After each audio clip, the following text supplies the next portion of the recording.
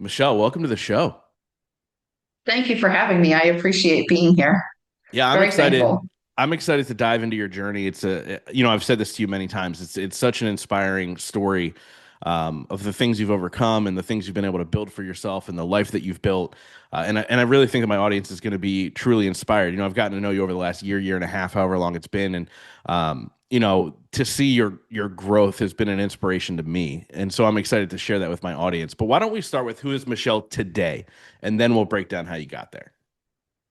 Oh, well, who I am today is multifaceted, just like we all are. In my personal life, I'm married. We have six children between us.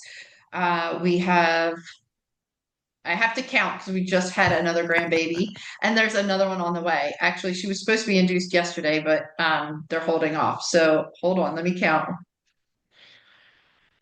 Five grandbabies, and we have one on the way. So we'll have six.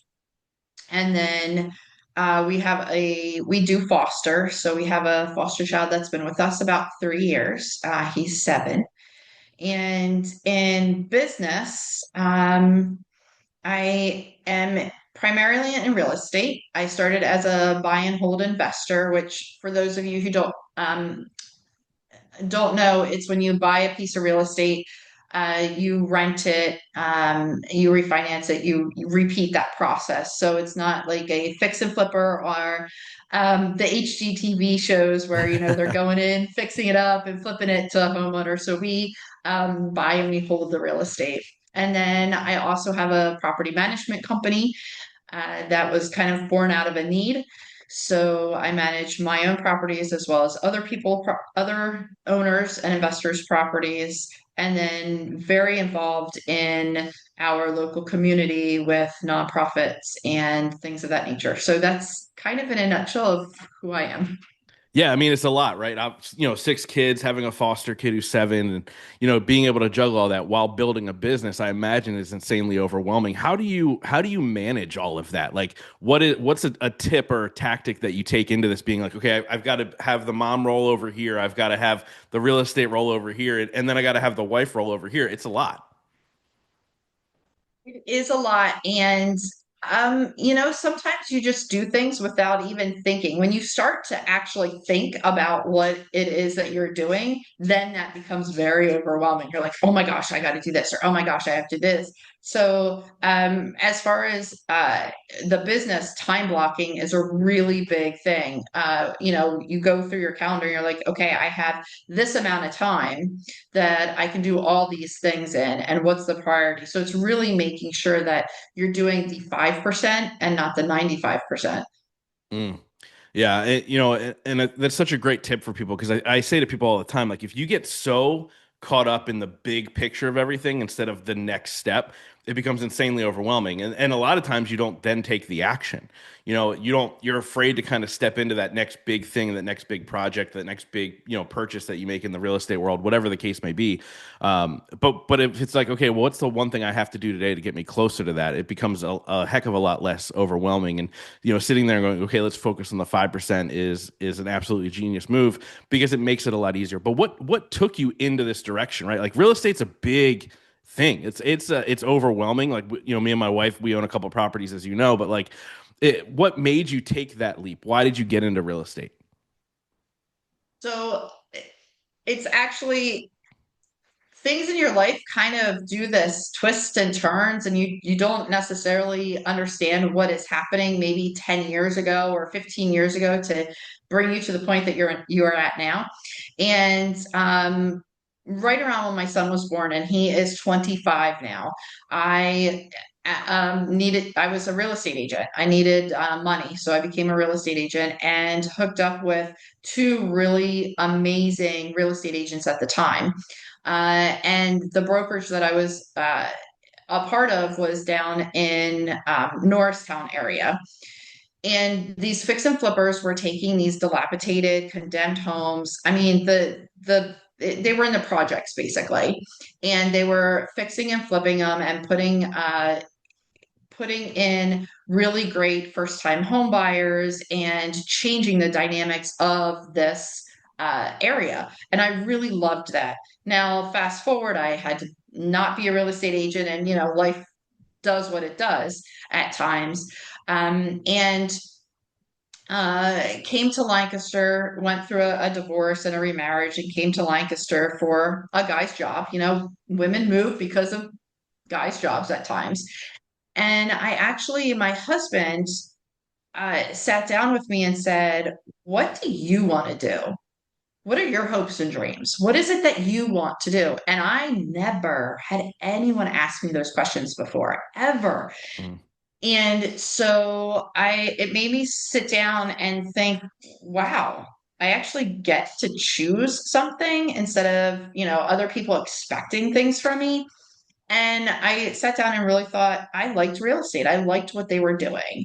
And women and children hold a very special place in my heart because of what I went through. And so I started with a condemned home in the city of Lancaster, and that in itself is a huge thing to bite off and chew. Very big learning process. And I dove 2 feet into it. And first property was, I bought it at $10,000 at an auction. My husband and I worked It nights and was really weekends while we dilapidated were, then. Holy moly. I mean, it had holes in the roof, like we worked on it nights and weekends. He had 2 jobs. I had a job, and we had it finished. We bought it in June. No, I bought it in. We settled in June, and then it was finished and rented by December of that year. We refinanced it, and I took $40,000 out of that property, and then went after everything was paid, and went, oh my gosh, I can actually do this. So that's started the passion that I still have to this day. I love it. And so obviously you talked about how, you went through a divorce, remarried, all these things and kind of the things you went through. Talk a little bit about that because I think, when I think about your story, it's like a phoenix rising from the ashes, right? Like it's really this powerful insight into no matter where you are today, it doesn't matter. Like what matters are the choices you make for yourself to move forward. Tell us a little bit about that previous relationship, like the fact that it took you that long for somebody to say, "Well, what are your dreams?" Like that's crazy. And, unfortunately, Justin, there are a lot of people that nobody has ever asked them that question, and that's actually really sad, really sad. So, there was a lot of abuse. There was a lot of things that happened in my early childhood. And I, at one point, wanted to go to college. I was unable to go to college due to some family issues. And so, you know what? I did what society wanted me to do. Now, you have to remember, this is back in 1995, 96. I had just graduated high school in 94. So, what was society telling women at the time? You need to be barefoot and pregnant in the kitchen and you get married, right? So, that's what I did. I got pregnant, met my husband, well, met my boyfriend at the time, got pregnant, had another child. We eventually married, had a third child. And, that relationship, to put it mildly, was not good. It was not, it pretty much mirrored my relationships with my family growing up, which was abusive mentally, physically, and all of that. So, getting out, we talk about what's the one thing? What is the one thing when you know that there's something wrong and you need to move forward? Um, there was a night, and it's will be forever. I will forever know it. It's November 11th. No, November 28th, 2011. And I was face down on the floor. He was on my back punching me. My kids were punching me. We had just gone through a pretty big fight. I had just had surgery, had come out of the hospital, and the police were called. And that night, I never went back. Now, I would have, don't get me wrong, I would have because that was comfort. That's what I knew. I didn't know anything else. Mm, Everything else is scary, yeah. right? You don't want to do what's scary. So if it wasn't for some really strong female friends that went, this is not right. You need to walk away. This is not what your life is supposed to be like. I would have went back. I honestly would have went back. And those female friends, they guided me, they held me, they supported me, they told me to get my big girl panties on. Now that I've cried, now let's go. What's the next thing? Um, and I will say though, even before that incident happened, there were people that were speaking into my life that I didn't even know. They were planting these seeds of there is more. There's a different way of thinking. There's something else out there. And all of that combined with I'm not going to take this anymore and I'm worth something, that set me on the path that I am on now. Mm. So, I've heard this story before, and every time I hear it, I like it. It sends chills down my spine. I couldn't imagine in that moment what you were feeling, but I do want to go there. Let's talk a little bit about, when you were on the floor that evening, like what was going through your head? That I was going to die. I mean, it literally was we talk about callbacks in books, we talk about callbacks in movies. Well, there's callbacks in life. You can experience something traumatic and then think that it's over, think that you've dealt with it, think that you've healed, and then all of a sudden you experience something very much like it again, and it's a callback to that. So, I remember, and I will still to this day, I was on the floor and it was literally my mother when I was, a teenager trying to kill me. That was a massive, just the entire weight of everything was just crashing down. And it, back then when I was younger, and after I went through that situation and nobody would believe me, and I was the difficult child and I was lying and all of these things that nobody wanted to acknowledge what had happened to me. And then I finally stood up and said, no more. You will no longer hit me. You will no longer, touch me. That is exactly what I did in the November 28th, 2011. You will no longer treat me like this. You will no longer, I stood up for myself and I have not put myself into those situations again. Yeah. So, I think so often we hear stories of like people going back to abusive relationships, and you said you would have. And I think you put it so good by saying that was my comfort. I didn't know anything else. Like that was normal to me, and that was what was happening, and it was what it was. How important was that community for you? And what were the other things that empowered you in order to finally say enough's enough? Because you get caught in those cycles. Like, mine is totally different, but like I had a mother who was an addict. And so I would always find these women who were a beacon for, I'm damaged, come fix me. Right. And so constantly I was in these relationships that weren't healthy because, and of course, me going, oh, I'll save you. Right. Like this wonderful thing. mhm. What did you do to be able to break that cycle? Because it doesn't happen overnight. Yeah. Of course, like, oh, hey, I'm not going back. That was a decision, but it wasn't fixed at that point. What were you doing in order to heal? Correct. And I will even say, even months to, I'm going to say even up to a year and a half later, if you would have asked me, I would have went back. Um, it, I was broken. I didn't realize that I needed to heal myself. I was broken and not broken from the fact that, oh, it's my fault. I was so exhausted from doing things for so many other people that I wasn't able to, and we use this phrase, fill my cup. Well, it's not really filling my cup. It's loving me. It's learning how to trust my intuition. It was a lot of therapy. It was a lot of searching, different religions, different organizations. And it was a huge mind shift. And I will say it was basically the mind shift that allowed me to move forward. And really reading books about how the words that you say and the reality that you create is is on you. You're giving your power away to somebody else if you're not taking the time to sit down and say, this is what I want, and I can create this for me, and only I am responsible.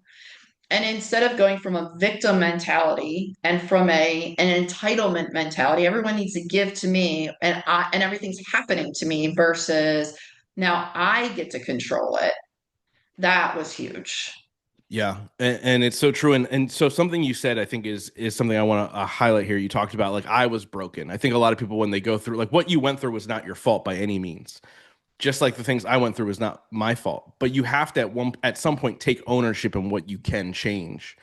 What would you say to somebody in a similar position who they are a victim, but they're also playing the victim in their mind as well, and they're not able to say, "Hey, what can I do to fix myself?" Like, what's something they can do right off the bat to begin to acknowledge that? Um, well, it comes down to awareness. I mean, if you're not willing to acknowledge it, then you're never going to acknowledge it. You need to be aware that what's going on around you is not correct. And you need to be aware of your part that you're playing in it. Um, because it takes two or more people to create this life that you have. So I would say it starts with awareness. It really does.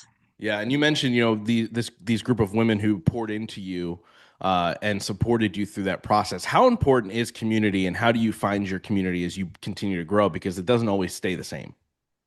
No, absolutely, absolutely. And one of the great things that I love about you, Justin, is you have this, you actually introduced me to the concept of the types of five people that we surround ourselves with. And I had known through books that I've read and things that, you are who you surround yourself with. You really brought it into fruition of these are the five types of people. So, I would start there. And community is huge. And I didn't have a community. I kind of was jealous of the women who would go out and they're like, oh, we've been friends since, kindergarten, or we've been friends since preschool, or, and they have this three or five group of women that, they always are, um, they're like catty to each other. And, they do things together. I never had that. So you really have to be intentional and seek out and find those communities. And the mine started with yoga. One of the very strong women who was in my life owned a yoga studio, and she would kick my butt every day. She'd be like, why aren't you here? Like she was the owner and she's saying, I'm giving you these things for free. So why aren't you taking advantage of them? So then I would go and then I would meet other people that were like-minded, not necessarily on my journey, but they had something that I was looking for. And you can find my community also was in books. I'm a huge reader, and I would read books like crazy.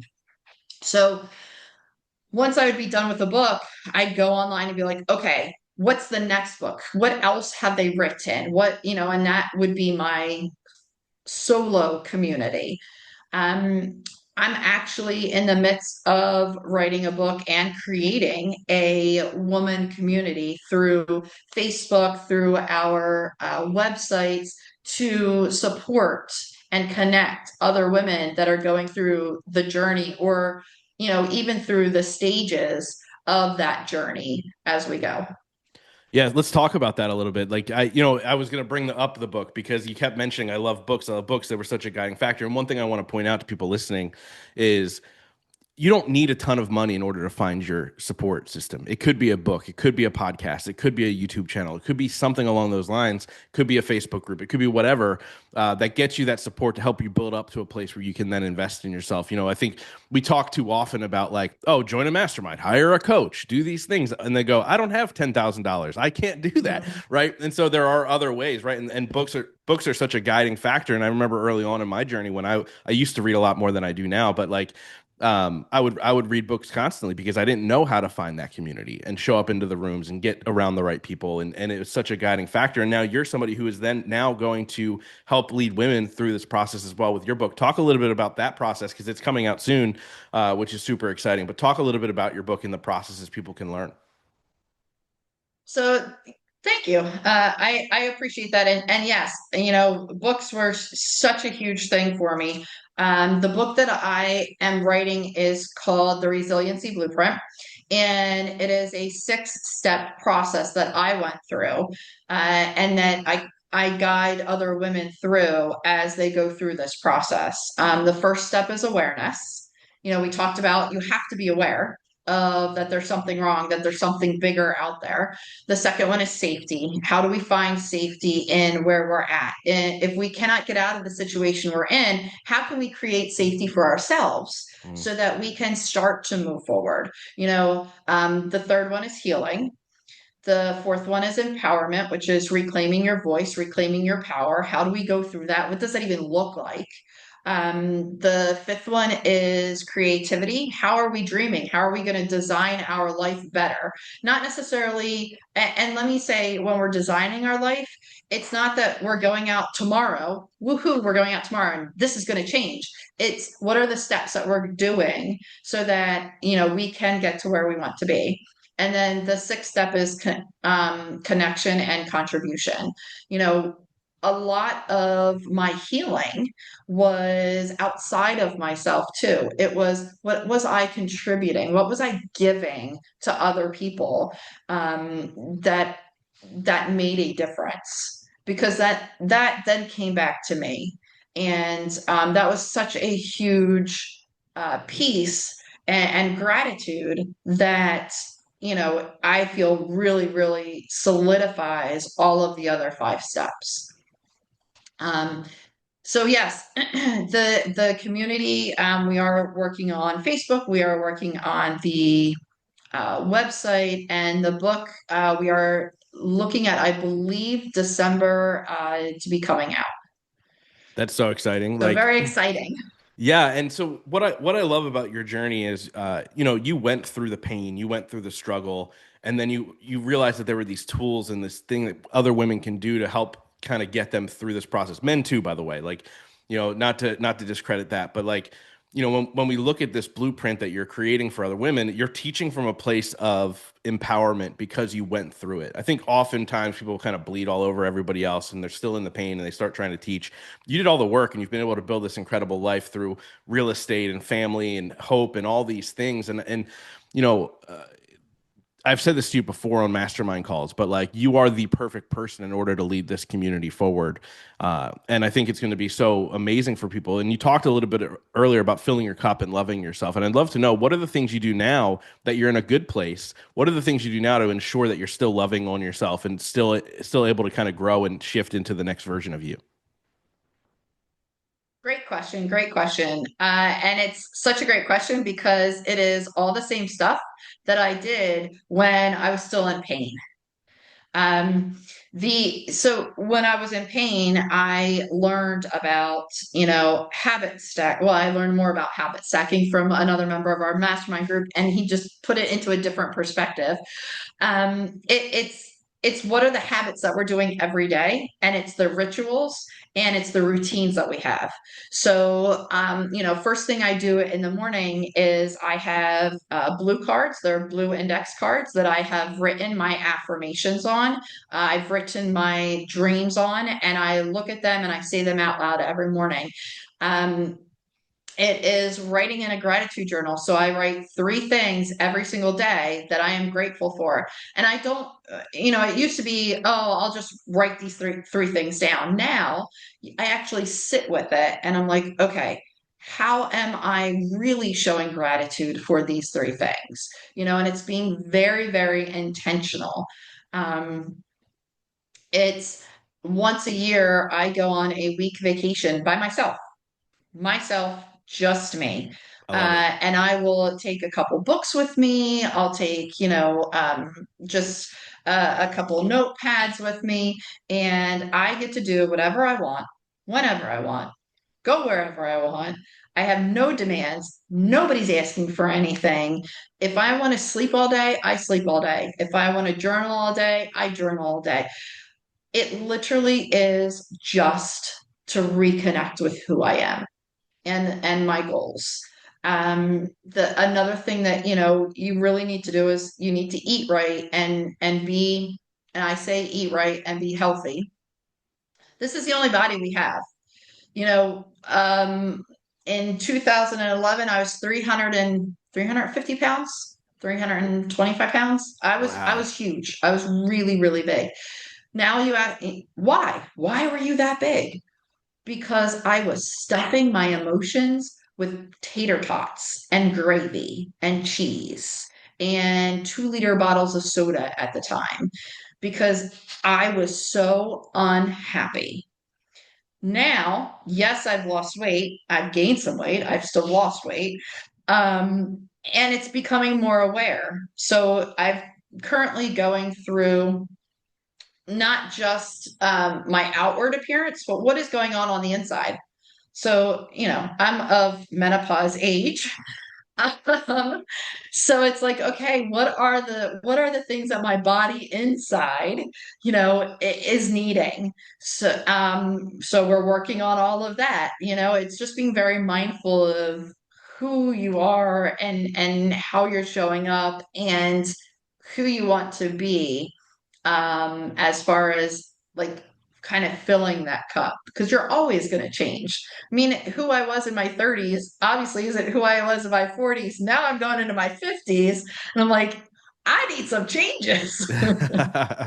Yeah, as we evolve, right? I think one thing I love about you is that you constantly invest in yourself, right? Like, doing the research to find out what's going on inside of your body isn't always the cheapest thing in the world, but you understand the importance, right? You want to be here for a very long time, and it's really now.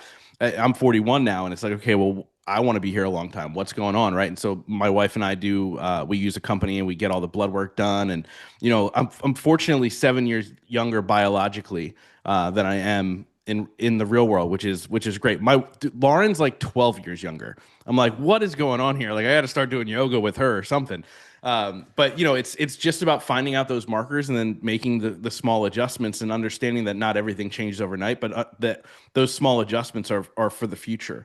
So I want to ask you a question. I ask every single person on this show. It's a two-part question. First part is, what is your definition of success? The second part is, what are three things you do every single day to ensure that success for yourself? And you might repeat yourself based off of the last question I asked you, and that's okay. What is my definition of success? My definition of success is how I am showing up, who I am. Uh, Before, if you would have asked me years ago, probably even of last year, I would have said success is what I have, and what I have and what I'm gaining. Now, to me, success is who I am and how I can make a difference. And what does that difference actually look like and make? And in my own little, we call them our own little microcosms of our world and the bigger picture. And the three things that I do to ensure that success is I'm involved.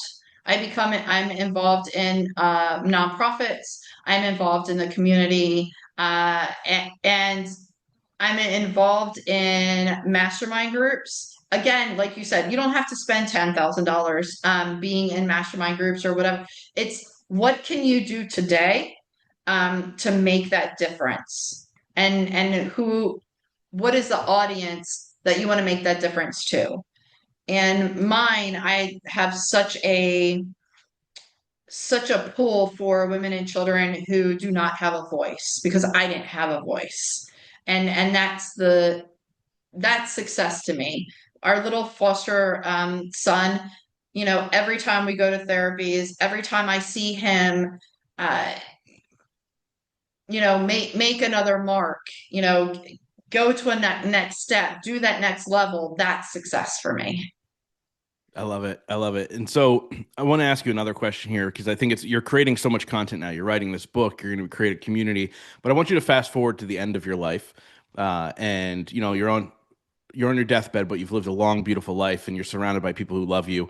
But everything you've created disappears. It's no longer available to other people, and you can only be remembered for one sentence. What would you want that sentence to be?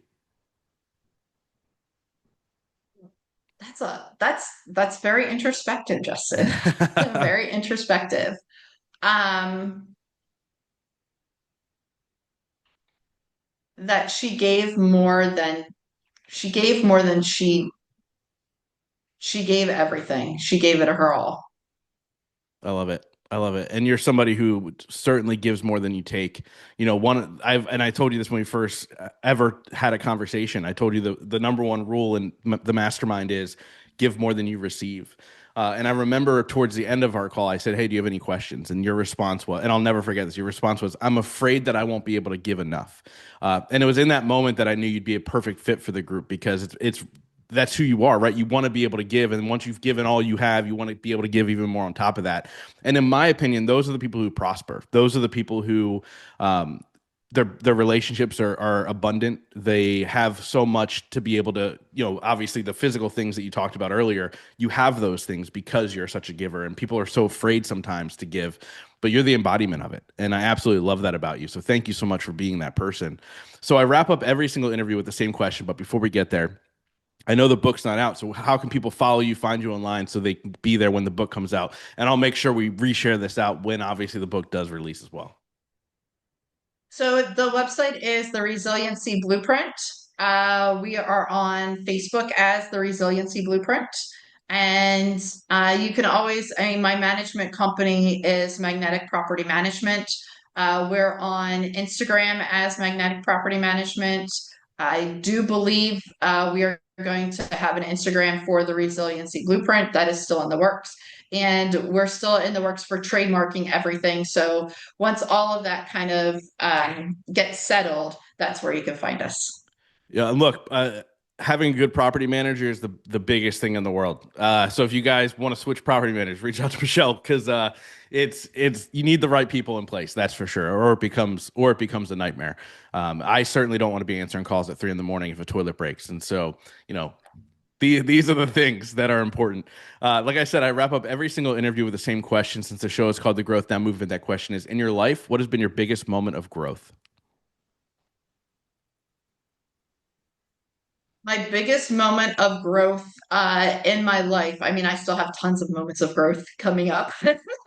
I will say it was in 2022, 2023 when I needed to pivot and I created magnetic property management because that was out of an absolute need. I had 30 some properties that were put it this way, it cost over $20,000 in lawyer's fees to extricate myself out of the prior property management company. Uh, So, yes, that was actually a big growth moment just in business. And a big growth moment, was the November 28th, 2011. Here's the thing, Justin, and I don't want to keep us too long. Growth moments don't have to be that big. They don't have to be life altering and changing. They can be as simple as picking up the book or a book or any book and reading a sentence and saying, wow, that's a nugget. You know what? I'm going to think about that for the next day or the next 2 days. And I actually have gotten a lot of that from Darren Hardy and his Darren Dailies. So he'll say something and I'm like, oh, I didn't think about it that way. Or a conversation that you have with someone, I didn't think about it that way. And that thought, that little tiny thought can change the trajectory of your life. So every little nugget can change. I love it. I look forward to having you on the show again in the future and hearing what the next biggest moment of growth is. When I have people on the show multiple times, like I've had one guy on 5 times. It is Chuck Balsamo, the guy with the beard at my event. But it shifts, it changes. The answer changes from time to time. And I love that. And that's why I have people back on because they continuously grow and shift and are focusing on the next big thing and all that stuff. But most importantly, Michelle, I want to thank you for not going back on November 28th, 2011. Because the impact you're making in the world is absolutely amazing. So, guys, make sure you go follow her. Go follow her. Get all the insights. Get all the good stuff. Michelle, thank you so much. Thank you for having me. I'm truly, truly grateful, Justin. Thank you.